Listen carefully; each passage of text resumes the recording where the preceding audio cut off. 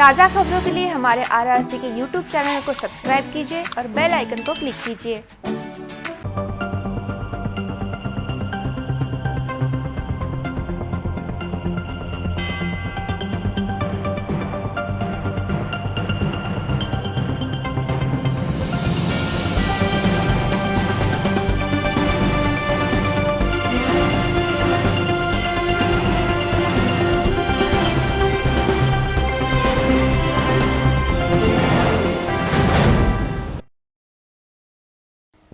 नमस्कार, city news के हिंदी समाचार बुलेटिन में मैं शीतल ठाकुर आपका हार्दिक स्वागत करती हूँ। सबसे पहले एक नजर आज की सुर्खियों पर। हेडलाईनचे प्रस्तुतकर्ता घरकुल मसाले दे रोजच्या जेवणाला मायेची चव। जिला परिषद की दूध पूर्णा योजना ठंडे बस्ते में।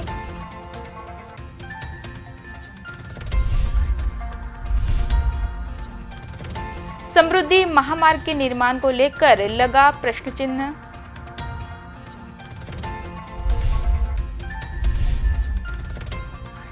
अज्ञात व्यक्ति ने लगाई तुवर को आग, लाखों का नुकसान।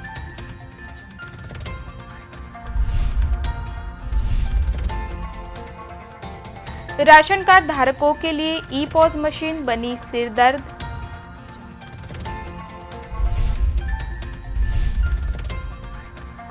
कोरोना वैक्सीनेशन के दूसरे चरण की शुरुआत।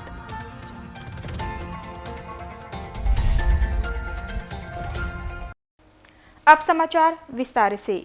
अकोला जिला परिषद कार्यालय परिसर में स्थित प्याऊ में दूध पूर्णा योजना शुरू की गई थी, जो ठंडे बस्ते में जाने के बाद यहां गोडंबी व्यवसाय के लिए महिला बचत गट द्वारा व्यवसाय शुरू किया गया था, जिसे अत्यल्प प्रतिसाद मिल रहा है। अकोला जिला परिषद के समाज कल्याण विभाग के मार्फत जिला परिषद कार्यालय में कोसगांव प्रसिद्ध गोडंबी बिक्री केंद्र का उद्घाटन किया गया। महाराष्ट्र राज्य ग्रामीण जीवनोन्नति अभियान के अंतर्गत बचत गट के समूह को गोडंबी बिक्री की सहमति जिला परिषद के मार्फत दी गई है। पातूर तहसील के कोसगांव की सुप्रसिद्ध गोडंबी अब जिला परिषद कार्यालय के परिसर में नागरिकों के लिए उपलब्ध कराई गई है, परंतु यह गोडंबी कोई भी लेने के लिए तैयार नहीं है। गिने चुने ग्राहक ही इसी बिक्री केंद्र पर आ रहे हैं। जिला परिषद कार्यालय परिसर में महाराष्ट्र जीवन प्राधिकरण बांधकाम विभाग के मार्फत प्याऊ का निर्माण किया गया था, परंतु पिछले कई सालों से इस प्याऊ की दुरावस्था हो गई थी, जिसे देखते हुए तत्कालीन मुख्य कार्यकारी अधिकारी आयुष प्रसाद ने शेष फंड से दूध पूर्णा योजना किसानों के स्वरोजगार के लिए आरंभ की थी। उस समय कुछ किसानों को दुधारू मवेशी देकर दूध और दुग्धजन्य पदार्थ संकलन एवं बिक्री केंद्र निर्माण किया था, परंतु इस बिक्री केंद्र को शहरी नागरिकों का प्रतिसाद नहीं मिला था, जिसके कारण जिला परिषद की महिला बचत गट के इस संकल्पना के मार्फत महिलाओं को रोजगार मिले एवं गृह उद्योग को अच्छा प्रतिसाद मिले। इसके लिए वर्तमान समय के मुख्य कार्यकारी अधिकारी सौरभ कटियार ने दिवाली पर महिलाओं को फराल खाद्य पदार्थ और गृह सजावट साहित्य बिक्री की सहमति इस केंद्र पर दी थी, परंतु यह बिक्री केंद्र कार्यालय परिसर में होने के कारण महिलाओं के उपक्रम को प्रतिसाद नहीं मिला है, जिसके कारण इन महिलाओं में निराशा छा गई है। राज्य भर में समृद्धि महामार्ग का निर्माण कार्य चल रहा है। अकोला में वाशिम बाईपास पर समृद्धि महामार्ग योजना के अंतर्गत सीमेंट कंक्रीट की सड़क का निर्माण कार्य चल रहा है। यह सड़क पूरी होने के पहले ही जगह जगह से उखड़ रही है। राज्य में सभी और बड़े पैमाने में समृद्धि महामार्ग का निर्माण कार्य चल रहा है। अकोला में वाशिम बाईपास मार्ग पर समृद्धि महामार्ग योजना के तहत सीमेंट कंक्रीट की सड़क का निर्माण कार्य किया जा रहा है। पिछले लंबे समय से यह निर्माण कार्य चल रहा है, परंतु इस निर्माण कार्य की कलई कुछ दिनों में ही खुलती नजर आ रही है। यह सीमेंट कंक्रीट का मार्ग काफी चौड़ा बनाया जा रहा है। इस सड़क के निर्माण कार्य के कुछ दिनों में ही यह सड़क उखड़ना शुरू हो गई है, जिसके कारण समृद्धि महामार्ग के निर्माण कार्य के दर्जे को लेकर सवाल खड़े हो रहे हैं।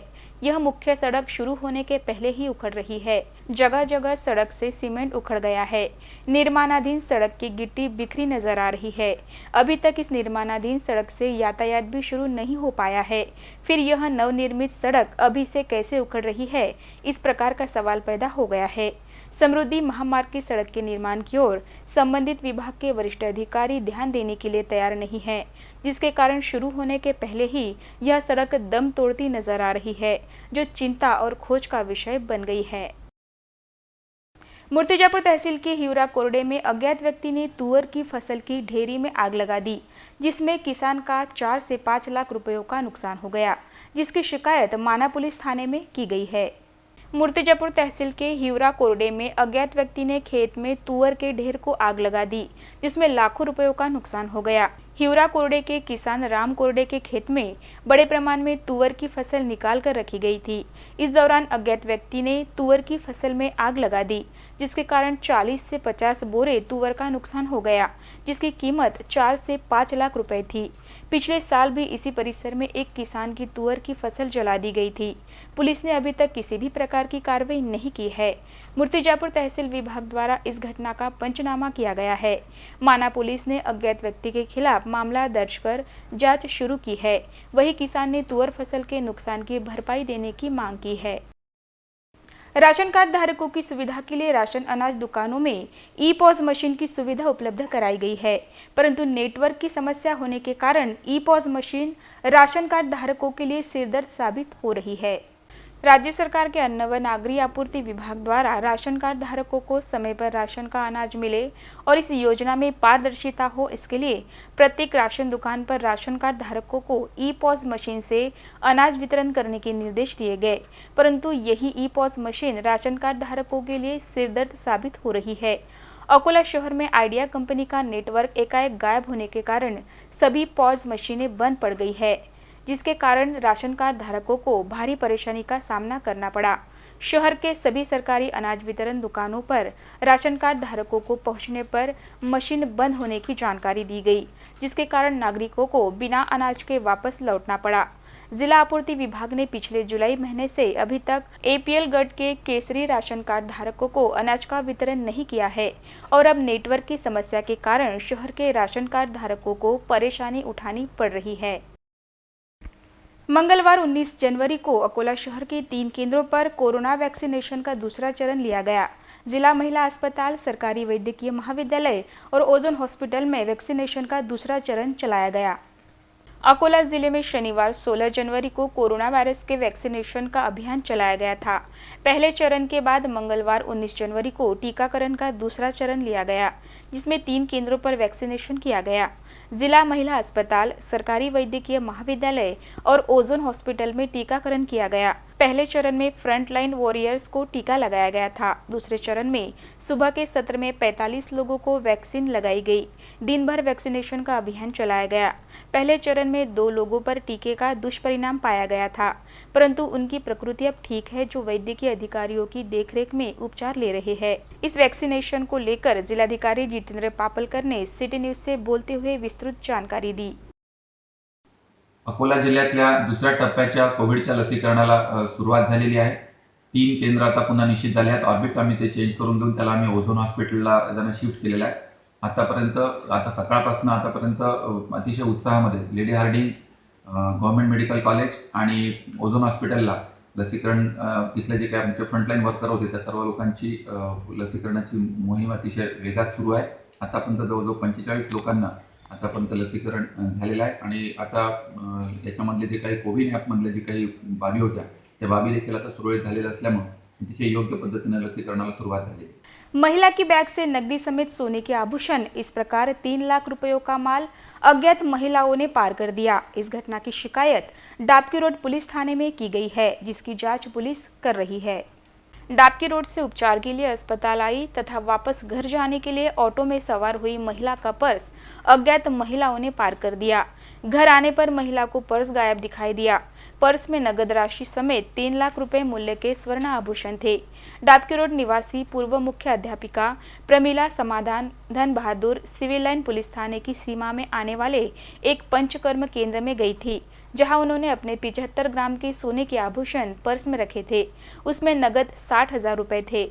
इस बीच ऑटो में सवार होकर वह घर पहुंची, जहां पर पर्स चोरी होने की बात पता चली। इस घटना के बाद पुलिस ने मामला दर्ज किया है।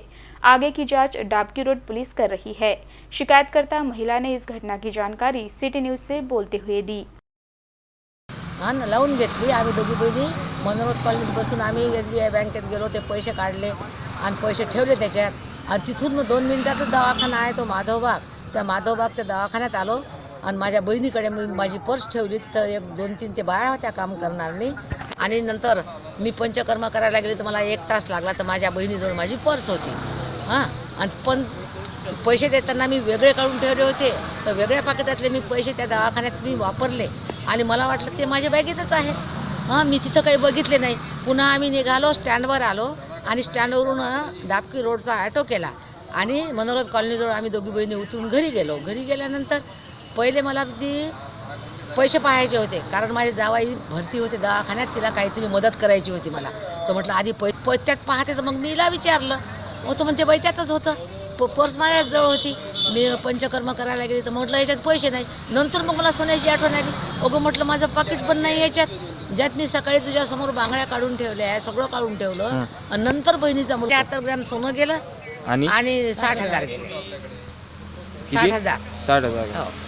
गांधीग्राम की गुड़पट्टी और खाम्बोरा के सेंद्रीय गुड़ को लेकर जिलाधिकारी के कक्ष में गुड़ उत्पादक और गुड़पट्टी व्यवसायियों के बीच चर्चा हुई। संयुक्त रूप से व्यवसाय करने पर इससे दोनों का लाभ होगा, इस बात को लेकर विचार किया गया। अकोला जिले के गांधीग्राम की गुड़पट्टी पूरे महाराष्ट्र में प्रसिद्ध है।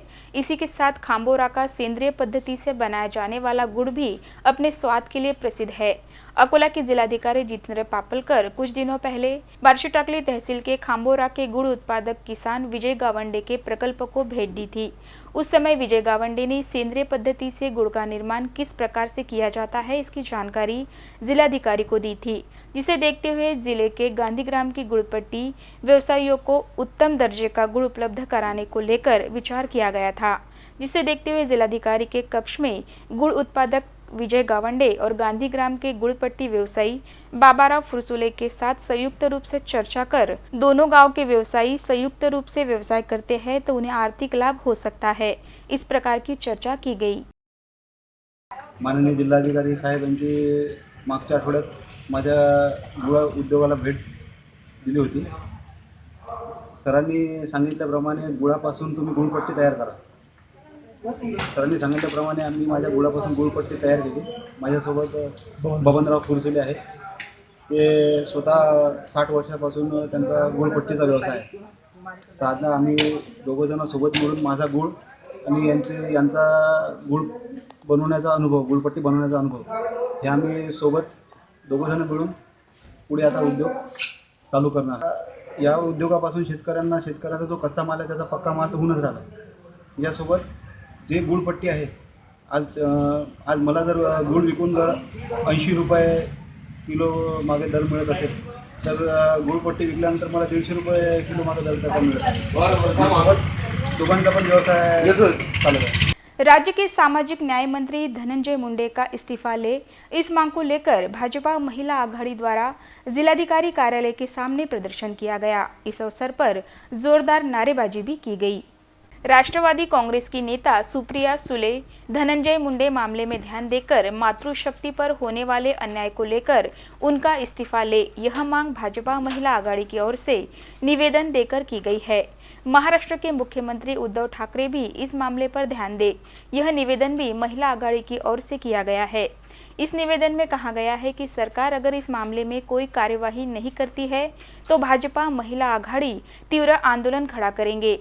भाजपा महिला आघाड़ी की ओर से जारी निवेदन में कहा गया है कि राज्य के सामाजिक न्याय मंत्री धनंजय मुंडे ने चुनाव प्रतिज्ञा पत्र में झूठी जानकारी दी है, साथ ही एक महिला पर अन्याय किया है, ऐसा आरोप हुआ है। इस मामले की गंभीरता को ध्यान में रखते हुए इस मामले को गंभीरता से ले, इस प्रकार की मांग की गई है। सामाजिक न्याय मंत्री धनंजय मुंडे तत्काल अपने पद से इस्तीफा दे, इस प्रकार की मांग की गई है। इस अवसर पर सामाजिक न्याय मंत्री धनंजय मुंडे के खिलाफ जोरदार नारेबाजी भी की गई। इस आंदोलन में भाजपा महिला आघाड़ी की पदाधिकारी और सदस्य बड़ी संख्या में शामिल हुए थे।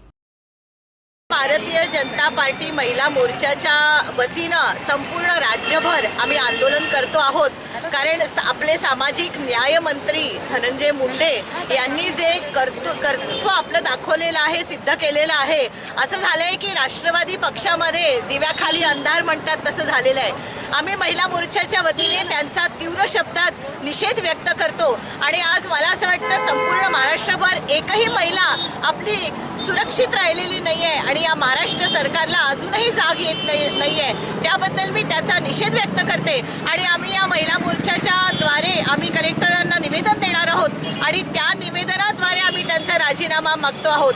त्यांनी राजीनामा दिला नाही, मुख्यमंत्र्यांनी त्यांचा राजीनामा घेतला नहीं तर आम्ही अजून तीव्र आंदोलन छेड़णार आहोत. सूखे कुएं में लोमड़ी और उसके पिल्ले गिर गए थे। यह लोमड़ी पिछले 10 दिनों से 20 फीट गहरे कुएं में पड़ी हुई थी, जिसके बाद वन विभाग ने रेस्क्यू कर लोमड़ी और उसके पिल्लों को सुरक्षित रूप से बाहर निकाला। अकोला शहर से 10 किलोमीटर दूर मोरगांव भाखरे के खेत शिवार में 20 फुट गहरे सूखे कुएं में लोमड़ी और उसके 5 पिल्ले गिरने की घटना सामने आई है।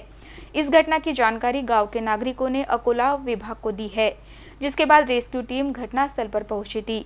सूखे कुएं पर मुंडेर ना होने के कारण लोमड़ी और उसके पिल्ले कुएं में गिरने की संभावना वन विभाग ने जताई है। इसके बाद वन विभाग ने लोमड़ी और उसके पिल्लों को रस्सी और जाल की सहायता से बाहर निकाला। वन विभाग की टीम ने कुएं का मुआयना किया तो कुएं में लोमड़ी के 3 पिल्लों के अवशेष दिखाई दिए। एक अनुमान के अनुसार यह लोमड़ी तकरीबन 10 दिन पहले इस सूखे कुएं में अपने 5 पिल्लों के साथ गिर सकती है।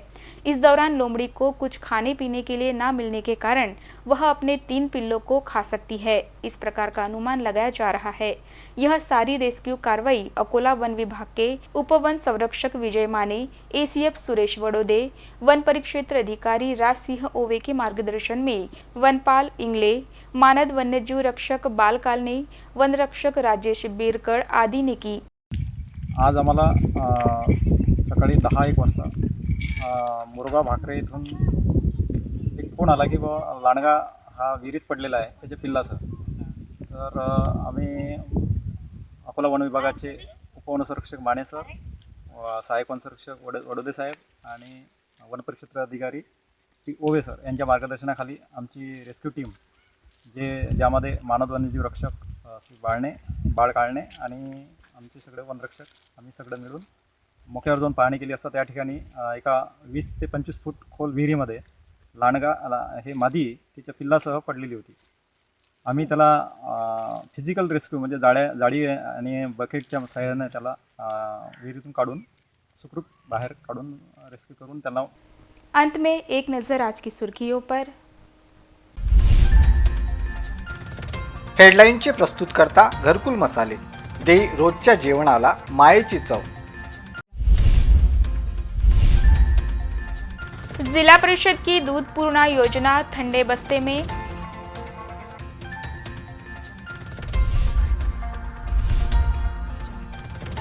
समृद्धि महामार्ग के निर्माण को लेकर लगा प्रश्न चिन्ह।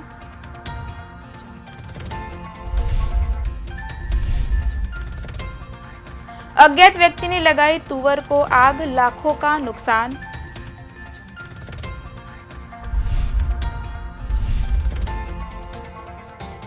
राशन कार्ड धारकों के लिए ई पॉज मशीन बनी सिरदर्द।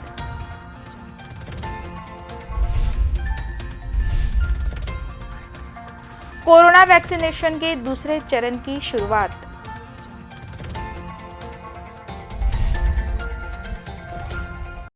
समाचारों में बस इतना ही। फिर मिलेंगे शहर की ताज़ा जानकारी तथा महत्वपूर्ण घटनाओं के साथ। नमस्कार।